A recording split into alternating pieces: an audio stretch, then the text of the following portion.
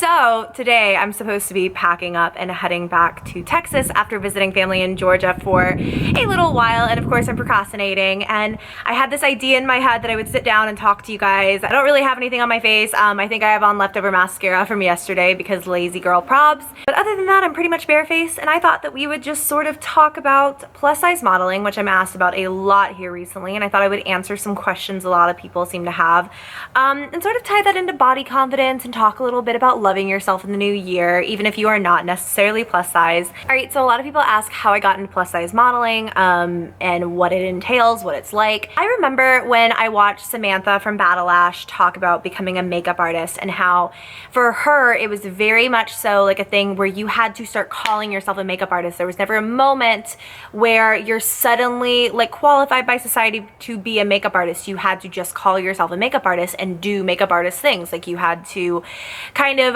market yourself and do makeup obviously and do social media if that's something you're interested in.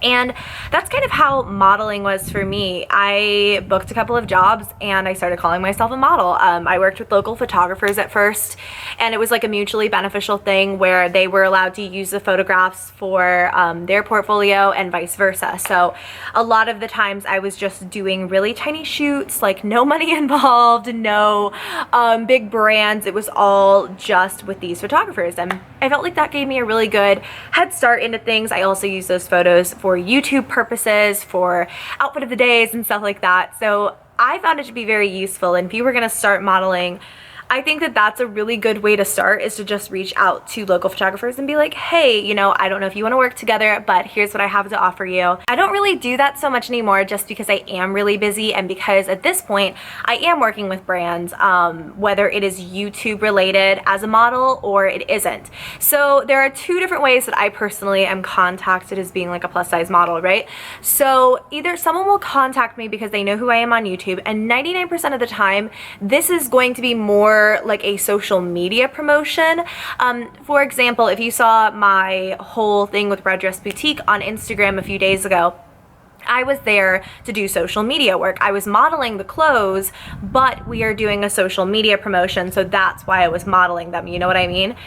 And then there are occasionally things where people will actually reach out to me because they scouted me on Instagram or YouTube or whatever, and they'll contact my business email, and this will be a different thing. It will be like for the modeling aspect, and if I do happen to share it on social media, like that's fine and dandy. I feel very much so like that is very similar to the way that modeling just kind of generally works, where someone will ask me what my height is, what my measurements are, what my day rate is, or what my hourly rate is as a model, and this doesn't usually correlate or have anything to do with me being a YouTuber. So what I mean by that is, like in a contract or something, there's nothing that says you have to share these on social media or, you know, XYZ, but there's no expectations for social media promotion, you know what I'm saying?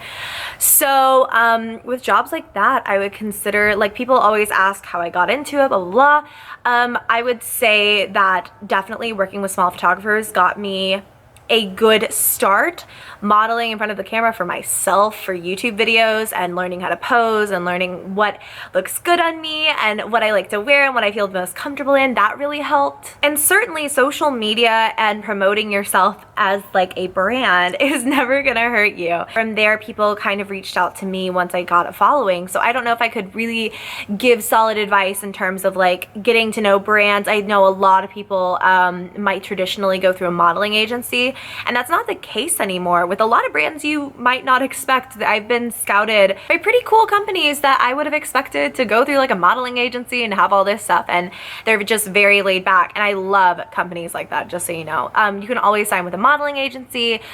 I've never gone that route personally. I've just never gotten that serious about it. But there are of course very specific plus size modeling agencies, but you probably have to live in one of the big couple cities in order to do that. Again, it's just very much so like a standard thing. Like I was turned down really recently, and somebody that I know got the job. The same offer was presented to us both, and her measurements fit the bill better. She just wound up being a better fit for what they were looking for, and now they're coming back to me again and saying, hey, we're looking for this. Like they have my stuff on file, and this is what they're looking for right now. Every single brand, the cool thing with plus size modeling is because I think everybody's looking for something different. Some people are looking for an industry plus model who is like an 8 or a 10 or a 12, and to some people that's plus size. And then some people are looking for like a size 22, or they're looking for something more diverse. And I just think it's kind of cool that there's sort of like a slot for everyone, you know what I'm saying? So yeah, I think that that's pretty much all I really wanted to say. A lot of people, I believe, ask about plus size modeling and how I got into it and stuff, because it very much so seems like an empowering thing. Like, you see photos of someone looking 100 for them personally, you know, and I can definitely understand the curiosity behind it. Some people I know don't care, but this is for people who do want to know and who were curious and had questions. I know that it can be intimidating to see someone else looking like they feel empowered and looking the best that they possibly can, but you also have to remember, like, that's always going to be with lights and like clothes pinned in exactly the right areas.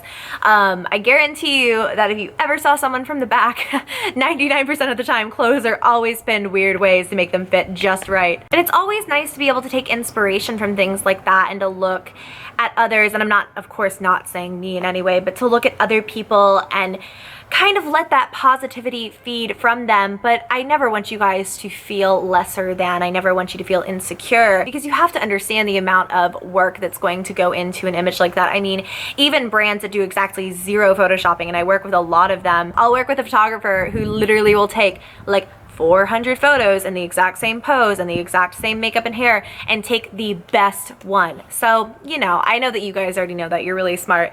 But of course, I never want anyone to feel insecure. And it's just, I know that it's nice to feel empowered and it's nice to feel good in yourself. And I talk about body positivity, and I try my hardest not to steer away from that, because I think that that's where my channel really kind of grew from. But in 2016, it's just kind of my goal to make sure I'm helping you guys to the best of my ability to feel good in yourself and to feel empowered and to feel sexy and confident and, you know, anything that you want to feel. You don't have to feel sexy. You don't have to feel anything. If I'm using an adjective you don't like, just know that I mean, I just want you to feel your best. You don't have to be a model. You don't have to be on YouTube. You don't have to do any of these things in order to be positive and in order to love yourself. I definitely think that any single one of you could do exactly what I'm doing. There's nothing special here. But what I'm getting to is that I, of course, have been in a place where I didn't like myself. You guys know this. I didn't like the way that I looked. I felt uncomfortable in my own skin.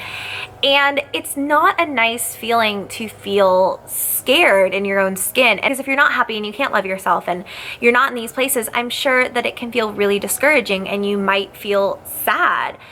For me, I know that it tied in a lot with depression, and I didn't feel good. I just didn't feel good in any area of life. It really did affect my mood. It affected my relationships. It affected everything. And that's why I preach so hard. I've been there. I've done that. And I know it's not a nice feeling. It can be a long journey. It can be a really short journey. You can decide today that you are going to love yourself in the skin that you're in right in this very, very second, and your life could change. And it will never go back to the way that it was.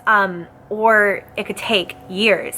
And I just don't want you to feel discouraged, because everyone's journey is different. I think that everyone has different struggles. None of us go through the same thing in the same formulation of things. You know, we might relate to each other on some things, but your struggles are all your own. The feeling that I get when I'm on a shoot and everything looks great and the lighting is working and the clothing is working, it's a great feeling. It's such an empowered feeling. It's a feeling of, yes, like I look and feel nice in my current size. And I don't know if this is true for everyone. I personally feel empowered because I'm not like the industry standard plus. And I think, again, that is what is so cool about the plus community, is that there is diversity. And I know that you're gonna look at some brands and think that that's not true, and not all brands are the same. Like, I cannot reiterate that enough.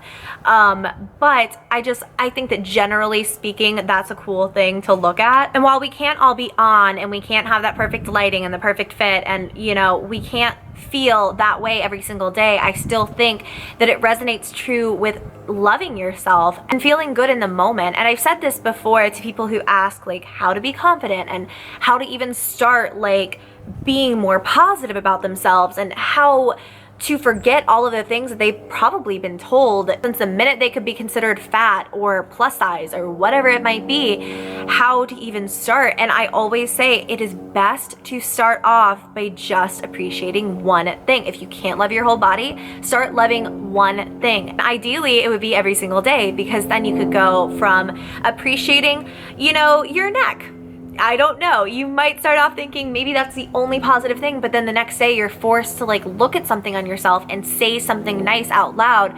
And it can feel kind of, for me personally, I definitely have still done that in really dark places in my life. And it can feel silly and it can feel forced. If you're in a dark place, you might not even know what to appreciate on yourself. But I feel like when you start saying positive things and it doesn't become repetitive, it doesn't become forced. It's not like you have to look in the mirror and be like, okay, I like all of you, all right, bye. And you have to do that every single day. I think that by appreciating yourself bit by bit, I think that it's just the idea behind that I like so much, about slowly but surely accepting who you are in your own skin and loving yourself at this moment. Because if you want to change your body, if you are someone who is unhealthy no matter what size you are, and you would like to change that, you cannot hate yourself in the process of doing that. I've said this before in a different video, I'll link it down below, where I was talking about a lot of people who say the body shaming is a positive and it makes people healthy and this and that, and it's not. You cannot have a healthy relationship with yourself when you don't like yourself. But the thing at the end of the day is that you don't have to change. You don't. No one has to change who they are to please anyone. If you're comfortable, then that's obviously all that matters. And if you're not, I think that the first step to feeling comfortable is recognizing your own self-worth and recognizing that you are beautiful and you are worthy of every positive thing that could be said about you. There's nothing wrong with any of us. And I really do mean that. I think that there's beauty in every single person, in every single body, in every single face, and every spectrum of everything that you could look at on another person, inside and out. I think that there's always something nice that can be said, whether it's about yourself or someone else. There's so many positive things to look at though, and it's so much better than looking at the negative. You just feel in a better mindset. And I get it, like sometimes we need to be a little bit negative Nancy. Like I get like that sometimes where I have to like rant and whine, and maybe I don't say the nicest things about myself. Maybe I don't say the nicest things about other people. Think about it this way. If you wouldn't want someone else to say something about you, why would you say it about you? And of course, vice versa. If you wouldn't say that about someone else, don't say it about yourself, whether it's internally, externally, you know, whatever it might be. I just think that looking at the positive in things and everything in life is just so much healthier. And that's my goal for 2016, is to radiate that to you guys and make sure that you are the happiest you can be, because that's all I want for you. So I'm gonna go ahead and go. I love you guys so, so much. I gotta pack, I gotta go home to Texas, and I have like a 14-hour drive ahead of me. So I love you so, so much. Please give the video a thumbs up if you did enjoy it, and subscribe to my channel if you have not already. Leave me any questions and comments you might have down below. I love talking to you guys. You are my favorite part about YouTube. I will see you next time. Bye.